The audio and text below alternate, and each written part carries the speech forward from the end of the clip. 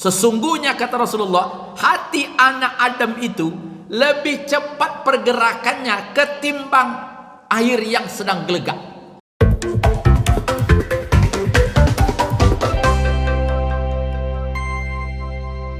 Bismillahirrahmanirrahim. Assalamualaikum warahmatullahi wabarakatuh. Alhamdulillah rabbil alamin wal aqibatu lil muttaqin wala udwana illa 'alal zalimin. Asyhadu an la ilaha illallah wahdahu la syarika lahu wa asyhadu anna Muhammadan 'abduhu wa rasuluh. Allahumma shalli ala Muhammad wa ala alihi wa ashabihi wa man tabi'ahum bi ihsani ila yaumiddin. Wa qala Allah ta'ala fil Qur'anil Karim, laqad khalaqnal insana fi ahsani taqwim. Hadirin Bapak Ibu sedang jemaah maghrib yang berbahagia, bersyukur kita kepada Allah Subhanahu wa Ta'ala dalam limpahan rahmat karunia-Nya.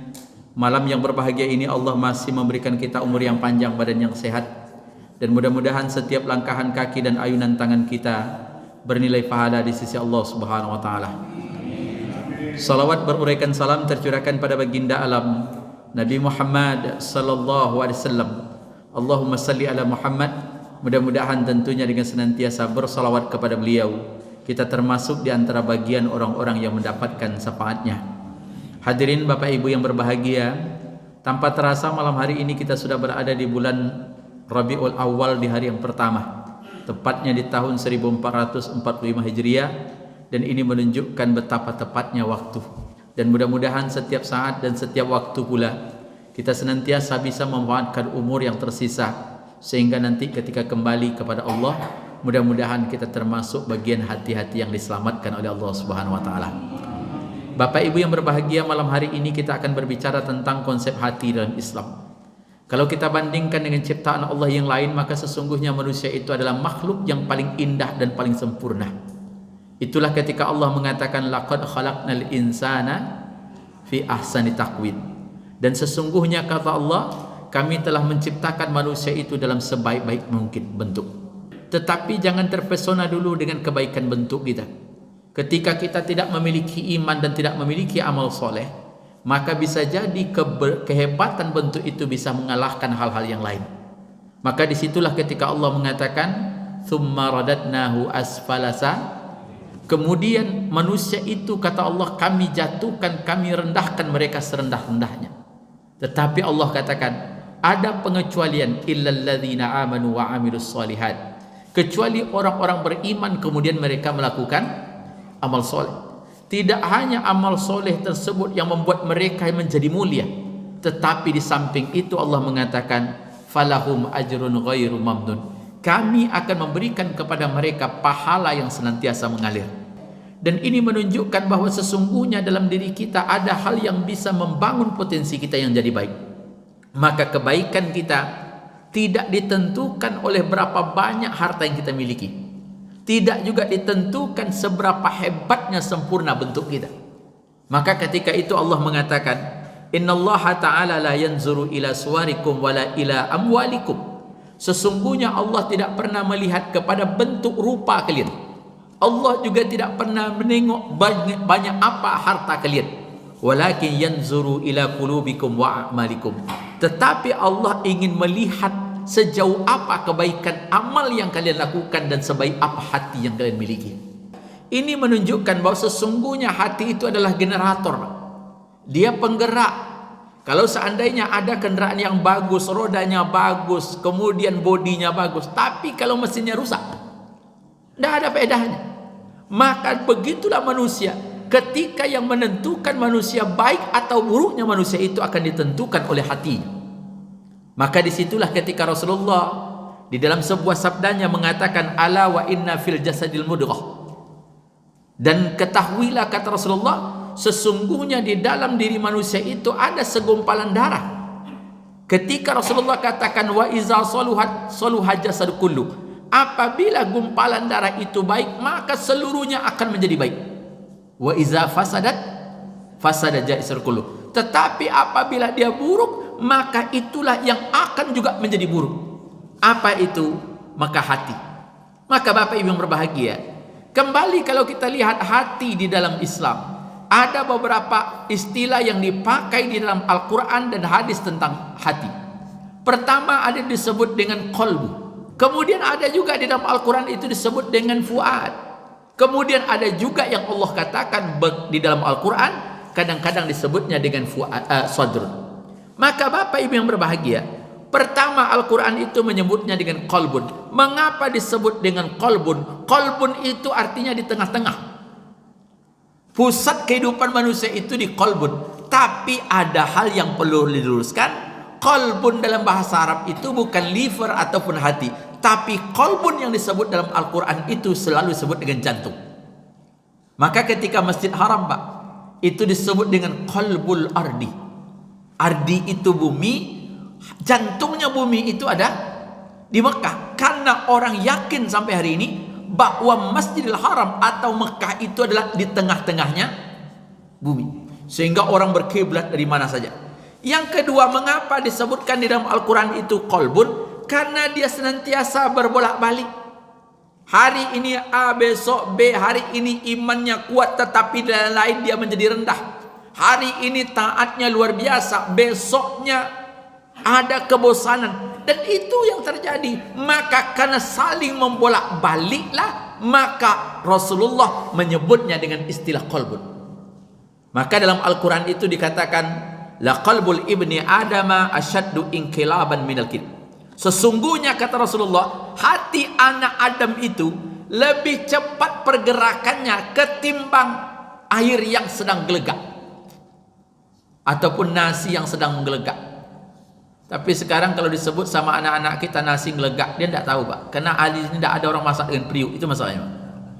Dulu kan masaknya pakai periuk, Pak.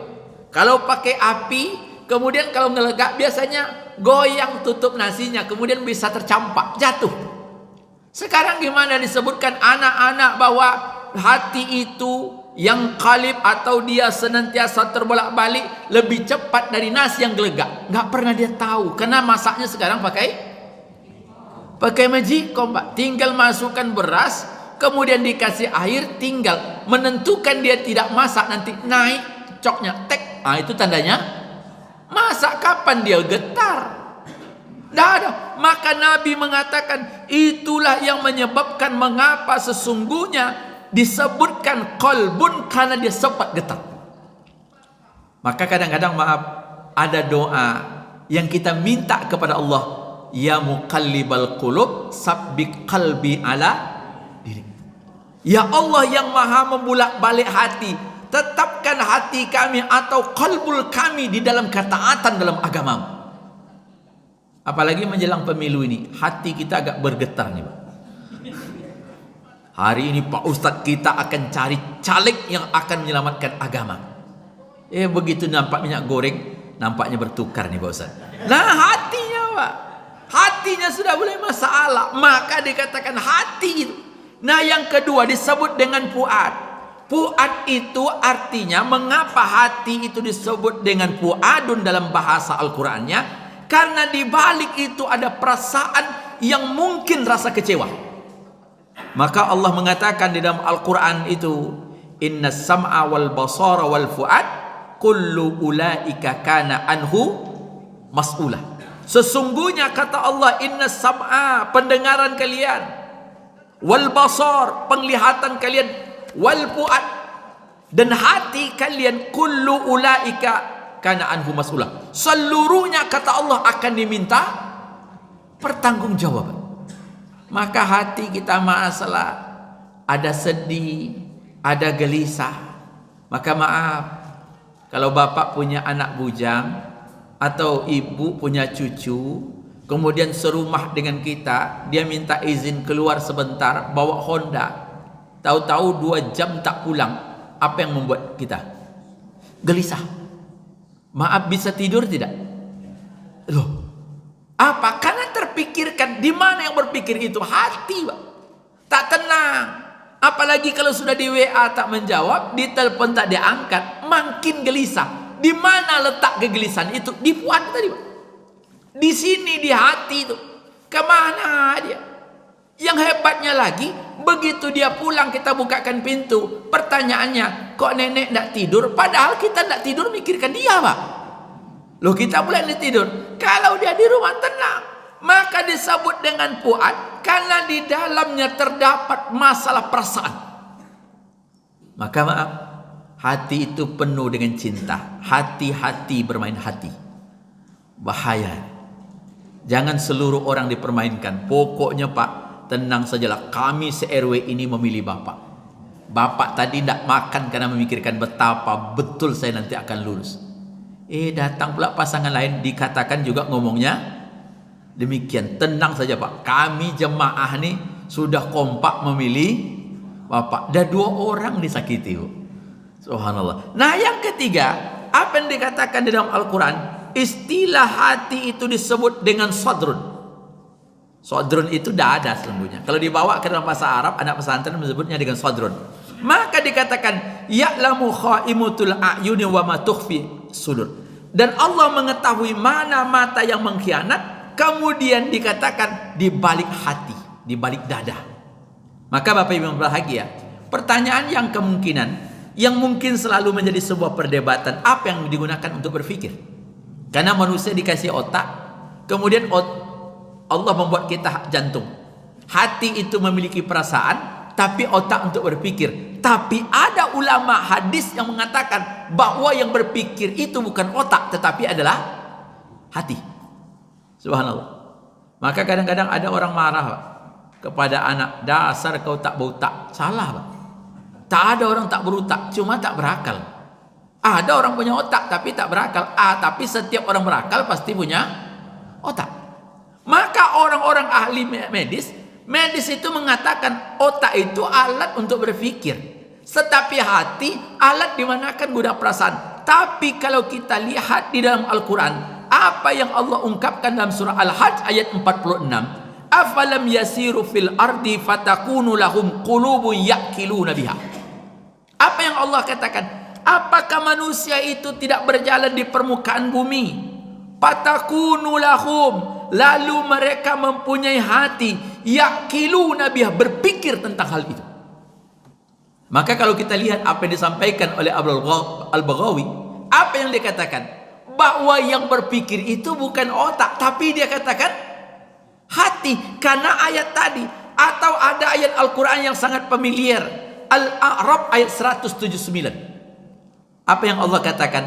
Lahum qulubun la yafqahu nabiha. Mereka punya hati tapi mereka tidak berpikir dengan ayat itu. Maka Ibnu Qayyim Al-Jauziyah dan beberapa ulama hadis lainnya menyebutkan bahwa ayat-ayat ini dalil bahwa yang berpikir itu adalah hati. Subhanallah. Bapak Ibu yang berbahagia, namun demikian ada hati-hati itu yang baik, tapi ada hati pula yang buruk. Maka tadi sekarang katakan bahwa hati itu menjadi generator. Baik dia seluruhnya menjadi baik, buruk dia maka dia menjadi buruk.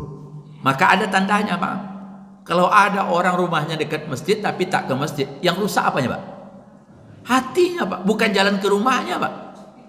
Subhanallah. Berapa banyak orang masjid dekat dari rumahnya tak mau ke masjid. Kalau dikatakan fasilitas lengkap, jalannya terang, tidak ada yang akan menghalangi dia ke masjid. Apa yang membuat dia terhalang? Hanya masalah hati. Maka mengapa Rasulullah dulu membangun masjid? Begitu Nabi membangun masjid, maka yang digunakan oleh Rasulullah untuk menyatukan hati-hati orang yang ada di Madinah ketika itu. Bapak masih ingat Rasulullah datang kepada Bani Amr bin Auf. Apa kata Rasulullah? Saya ingin membangun masjid di sini. Ketika ditanya siapa punya tanah ini, 2 orang anak yatim yang bernama Sahal dan Suhail. Ditanyakan berapa ganti ruginya. Kata sang anak yatim itu, ya baginda, tidak usah engkau perlu ganti rugi, ambil saja. Tapi Rasulullah ketika itu tidak mau.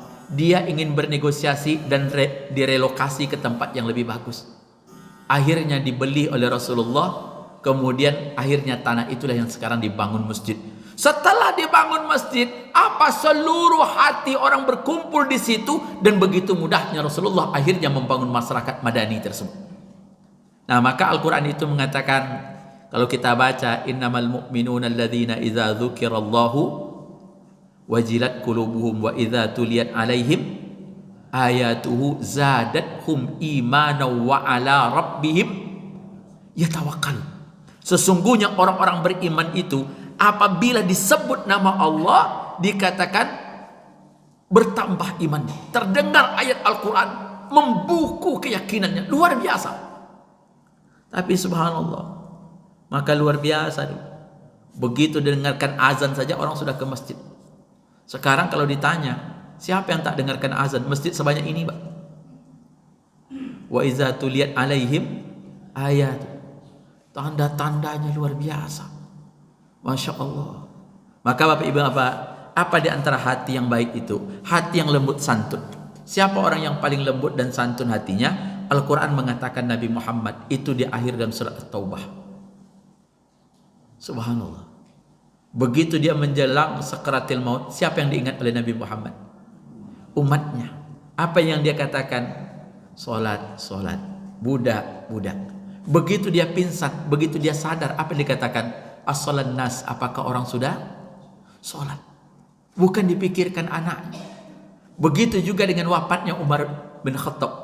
Ketika selesai ditusuk oleh Abu Lu'lu', begitu pingsan sadar, apa kata Umar? As-salat nas, apakah orang sudah sholat? Dia tidak mikirkan apa yang akan terjadi, tapi bagaimana orang sholat. Maka maaf, hati yang penuh kepedulian, cinta, kasih kepada orang lain. Subhanallah. Sekarang apa yang dicabut, Pak? Kasih sayang dan kepedulian. Coba lihat berapa banyak hari ini anak membuang orang tuanya, Pak. Sudah bosan ayahnya tua, dibawa ke sebuah tempat di tengah, ditinggalkan di tengah jalan. Kemudian anak pun pergi. Apa yang hilang? Kasih sayang. Dulu Pak, orang mengantarkan anak, orang tuanya ke panti jompo, itu sudah aib. Sekarang jangankan ke panti jompo, mau orang meninggalkan orang tuanya di tengah jalan. Apa yang hilang? Karena hatinya sudah rusak. Karena hati itu sudah rusak, ini akan menimbulkan mudarat. Yang kedua, apa hati yang bagus itu? Yang sabar. Sabar itu ada beberapa hal. Pertama, sabar dalam menjalankan perintah Allah. Maka di dalam Al-Quran itu dikatakan wasbiru innallaha ma'as sabir. Bersabarlah, sesungguhnya Allah mencintai orang-orang yang sabar. Ibu taat datang ke masjid, ini perlu kesabaran. Bangun tengah malam, Masya Allah. Kalau nggak sabar, tidur lagi. Kadang-kadang maaf, orang yang nama sabar juga belum tentu sabar dia, Bu. Subhanallah. Udah bangun, buang air, sudah itu tidur lagi. Alasannya, maaf Pak Ustadz, waktunya masih jam 3, masih lama. Tidur berikutnya, bangun ketika muazin sudah iqomah. Yang takut saya bangunnya hari Ahad, disangkanya orang azan subuh, padahal anak-anak MDA latihan azan. Begitu bangun masih subuh, begitu sholat ditengoknya waktu jam 7.30. Subhanallah. Rupanya anak-anak yang azan. Sabar, Masya Allah, ketaatan.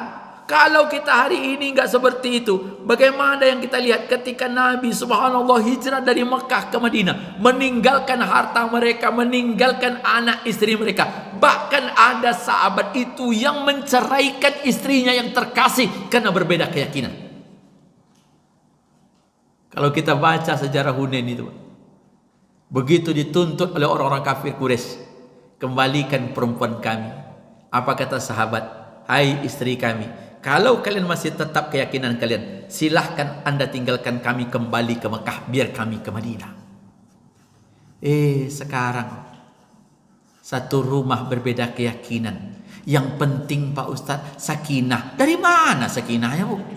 Subhanallah. Sakinah itu modalnya bukan uang, tetapi adalah hati. Kalau keyakinan berbeda, maka mana mungkin kita akan bersama. Maka orang gomborkan semua agama kan sama. Kalau semua agama sama, mana ada orang pindah agama, Pak? Ada lagi sekarang kalimat-kalimat yang menyesatkan. Apapun agamanya, Tuhannya kan satu. Siapa bilang? Ini menyesatkan itu. Tuhannya kan satu. Loh, nggak sama. Tuhan kami menciptakan hamba. Tuhanmu lahir dari hamba ciptaan kami. Kan nggak sama. Subhanallah. Luar biasa. Kemudian apa? Yang tidak kalah pentingnya, kesabaran dalam mengendalikan diri.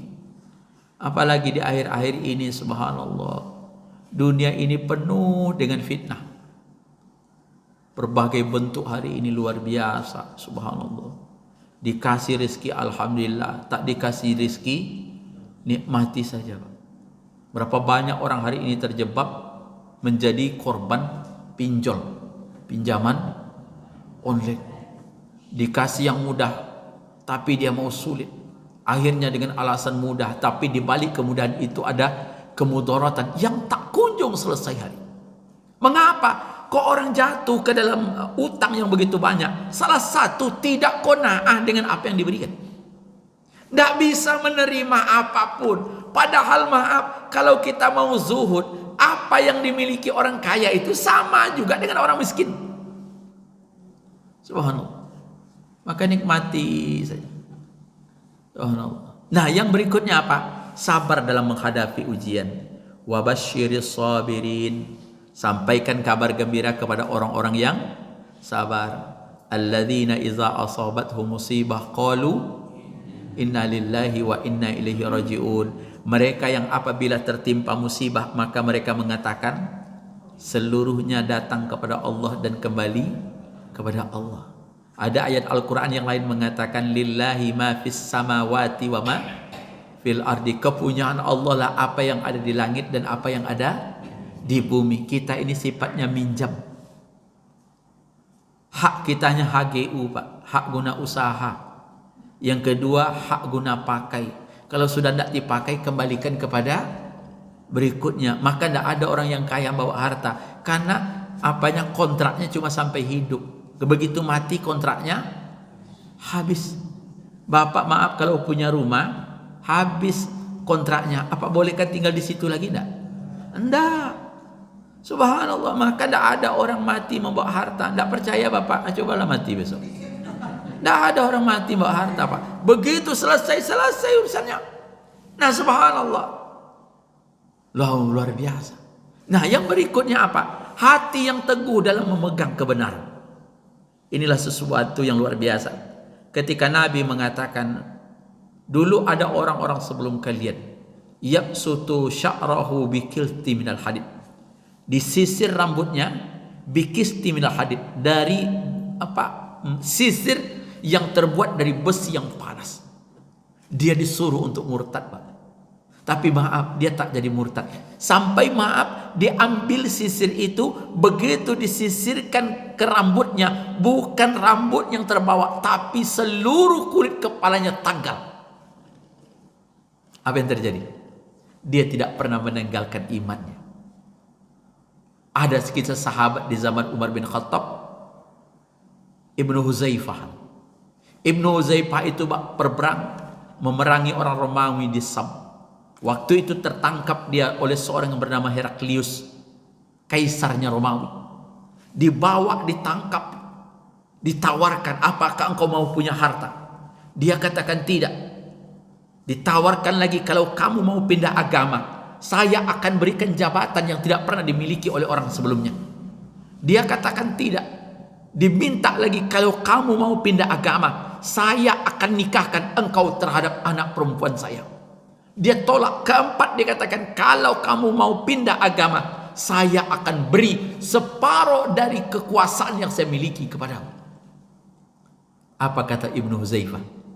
Ya Tuan Heraklius, jangankan separuh, seluruh kekayaan yang engkau berikan kepada saya haramkan untuk meninggalkan agama yang saya cintai. Masya Allah. Itu Abdullah bin Huzaifah masa lalu. Tidak ada sekarang. Heraklius putus asa, Pak. Dimasukkan ke dalam penjara. Tidak dikasih makan selama 3 hari. Begitu sudah dia tidak makan 3 hari, disuruh oleh Heraklius di hari keempat, tolong masukkan minuman ke dalam ruangannya dan kasihkan dia daging babi. Rasa lapar yang teramat, apa dikatakan? Saya sesungguhnya sudah berhak untuk menikmati, dan ini halal bagiku karena kondisinya darurat. Tapi apa yang terjadi? Ibnu Huzaifah jangankan untuk memakannya, memegang pun saja tidak.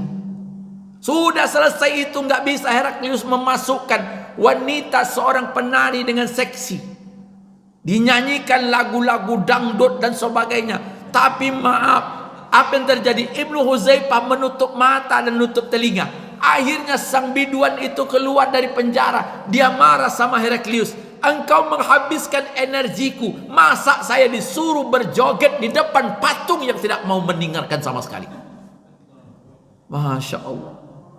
Itu Abdullah bin Huzaifah. Bapak-bapak sekarang tidak ada ibu nonton apa di YouTube. Subhanallah. Masyaallah. Dia Huzaifah diambil Pak, disalib. Apa kata Heraklius? Hai tukang, panahku panah, tapi jangan kenakan dia karena menggertak. Begitu dijemur, dipanah, tapi tidak kena, tidak juga mau diturunkan. Terakhir apa kata Umar bin Khattab dalam ceritanya? Masukkan dia sebuah ruangan, ada kuali yang begitu besar dengan minyak goreng yang mendidih. Apa kata Heraklius? Ini adalah bentuk ancaman terakhir. Kalau kamu tidak mau, selesai urusan. Dipanggil seorang tentara muslim, dipanggil, dimasukkan ke dalam kuali, mengambang seperti kerupuk yang baru ibu masak, berpisah antara daging dengan tulang.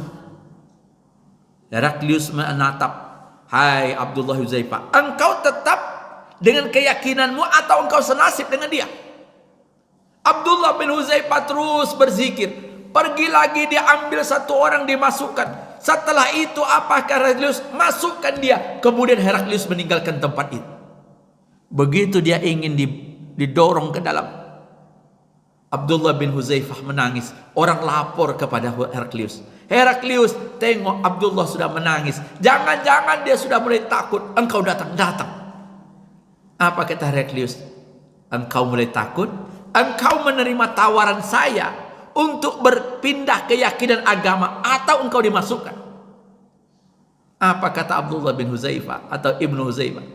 Ya Heraklius, saya menangis bukan karena takut dimasukkan ke tempat itu. Saya sedih mengapa Allah tidak memberikan saya ruh sebanyak rambut yang ada di kepala. Kalau seandainya sebanyak itu ruh saya, kemudian engkau masukkan saya ke dalam kuali ini, niscaya saya tidak akan takut sama sekali. Habis patah arang Heraklius Pak. Akhirnya apa dia katakan? Ya Abdullah bin Huzaifah, mau ndak engkau memegang ubun-ubun saya? Kalau engkau mau, maka saya akan lepaskan engkau dengan seluruh tentara Islam. Abdullah bin Huzaifah memegang kepala Heraklius, kemudian dia dilepaskan. Umar bin Khattab di Madinah sudah mendengarkan ada kabar gembira, seorang yang teguh dan istiqomah dalam kebenaran. Datang Pak, disambut oleh orang. Ini tentara Islam yang ditawan oleh Heraklius dan pulang ke Madinah. Disambut oleh sang khalifah Umar bin Khattab. Apa kata Umar? Hai Abdullah bin Huzaifah, izinkan aku untuk mencium keningmu. Maka setiap kali orang bertemu dengan Huzaifah setelah itu, mereka minta izin mencium keningnya. Masya Allah. Tidak ada iman kita model itu. Kita iman kita ini gara-gara kerupuk jange aja berubah iman. Subhanallah. Tidak usah yang lain-lain Pak. Gara-gara kerupuk jange, subhanallah, berubah iman. Maka hati yang bagus tadi dikatakan istiqomah dalam kebenaran. Nah yang berikutnya hati itu yang bagus itu pemaaf. Wasari'u ila magfiratin min rabbikum wa jannatin arduhas samawati wal ard uiddat lil muttaqin. Bersegeralah kalian kepada ampunan Allah yang Allah menyediakan langit dan bumi, surganya seluas langit dan bumi, dan itu Allah berikan kepada orang-orang yang bertakwa. Alladzina yunfikuna fis syarra'i wad dharra. Mereka yang berinfak ketika dalam keadaan lapang atau dalam keadaan sempit. Dalam sempit dia bersedekah, dalam lapang apatah lagi. Maka ingat, ada pesan ulama, orang yang mencari rezeki itu ada beberapa macam. Salah satunya dikatakan seperti hewan buruan. Ada orang pergi memburu, pernah lihat orang memburu? nampak babi itu Pak, atau dia mengejar burung atau mungkin rusa, dilepaskan anjingnya disuruh kejar. Begitu dapat anjingnya, siapa yang mendapatkan hewan buruan tersebut? Tuannya. Diambil oleh tuannya, dibawa pulang. Yang makannya tuannya. Jangan seperti itu dengan harta. Bapak sibuk cari harta, pagi, sore, siang, malam Bapak kumpulkan. Kemudian Bapak katakan ini untuk masa depan. Tahu-tahu belum sempat masa depan Bapak dah mati. Siapa yang menikmati? Belum jelas Pak. Kalau mungkin Bapak anak yang meninggalkan anak soleh, alhamdulillah. Maka ada orang-orang tua kita dulu mengatakan, kalau seandainya kalian tidak akan bisa meninggalkan harta yang banyak, maka tinggalkan anak-anak yang soleh. Tapi kalau kalian meninggalkan anak yang soleh, harta kalian banyak, alhamdulillah. Karena di balik harta yang banyak, kalau tidak meninggalkan anak soleh, maka harta itu menjadi sumber malapetaka. Orang mulai berebut. Yang tadinya tak sopan dengan kita, tak pernah menegur kita, begitu nampak warisan dia akan mengata, kira-kira Pak Ustadz berapa persen bagian kami? Bagian dia pula ditanya. Subhanallah. Seumur hidup tidak pernah bersua. Begitu dia meninggal, dia mengatakan ini adalah bude saya. Dari mana budenya? Subhanallah, itulah hidup. Alladzina yunfikuna fis sarra'i wal dharra wal kadhimina al ghaiza wal afina anin nas. Orang-orang yang menahan amarah kemudian bisa memaafkan. Hari ini Bapak Ibu yang berbahagia, yang berkurang dengan kehidupan kita hari ini saling memaafkan. Gerakan itu sudah mulai berkurang. Dulu maaf, di masyarakat kasusnya sama, tapi persoalan menyelesaikan berbeda. Dulu tidak ada urusan itu sampai ke polisi Pak. Tingkat RT selesai. Ada ibu-ibu berkelahi, datang PRT-nya, selesai. Diingatkan oleh Pak RT, ibu kita satu RT, ibu sakit, ini yang nengok, ini yang sakit, ibu ini, semuanya selesai. Sekarang maaf, ada saja masalah. Kadang-kadang masalah hanya urusan anak-anak yang sudah anak-anaknya berkelahi di lapangan. Yang namanya anak-anak kan berkelahi. Biasalah hari ini dia berkelahi, besok pagi berkawan lagi. Yang payahnya setelah anak berkelahi, emaknya pula yang jambak-jambak. 7 kali pemilihan presiden tidak tegur siapa Pak. Subhanallah, anak itu tidak ada masalah bagi dia. Mengapa kita pula yang menjadi ribut? Maka subhanallah, hati Bapak Ibu yang berbahagia, kalau ingin sehat hari ini, banyaklah memaafkan Pak. Di jalan kita bisa disenggol orang, antri minyak dipotong orang. Rumah sakit kita yang daftar obat nomor 1, tapi menerimanya jam 1, kan beda tuh. Orang lain nampaknya baru duduk, tidak lama terpanggil, Bapak si A, awak bingung Pak. Kira-kira jadi emosi tidak? Akhirnya kita maju dengan bahasa yang baik, nah tolong tengok nomor saya. Maaf Bu, nomor ibu belum. Dah duduk lagi lama-lama. Maaf, kami belum mendapatkan kiriman dari dokternya. Pergi lagi ke ruang dokter. Maaf, dari tadi kami kirim. Nak marah sama siapa? Yang butuh obat siapa Pak? Kita bukan dokter. Akhirnya dengan marah, kalau begitu saya pulang saja. Sampai di rumah kau kumat jantungnya. Dibawa lagi ke rumah sakit tadi. Tadi hanya dibekali obat, sekarang masuk ruang ICU. Setelah dipasang alat deteksi jantung, rupanya tertulis di situ, ibu nih perajuk. Keluar rekeningnya. Nah subhanallah, maka memaafkanlah. Kalau orang suka memaafkan, subhanallah, hatinya lapang. Maaf, sakitnya akan jauh. Subhanallah. Maka bukankah dokter kalau bertanya, ibu sakit apa? Jantung saya berdebar-debar. Apa kata dokter kita? Apa yang ibu fikirkan? Subhanallah. Tidak ada Pak dokter. Kata dokter, jangan bohong Bu. Jangankan ibu, kami dokter juga mikirkan ibu. Kapan ibu lagi berobat? Subhanallah. Maka hidup. Maka Bapak Ibu yang berbahagia. Maka kalau begitu Pak Ustadz, apa yang harus kita lakukan untuk hati?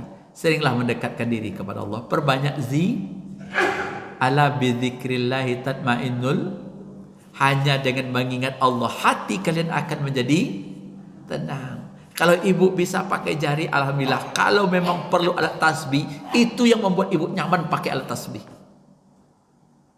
Subhanallah. Kan Al-Quran itu mengatakan, wa fi ampusikum afala tubsirun.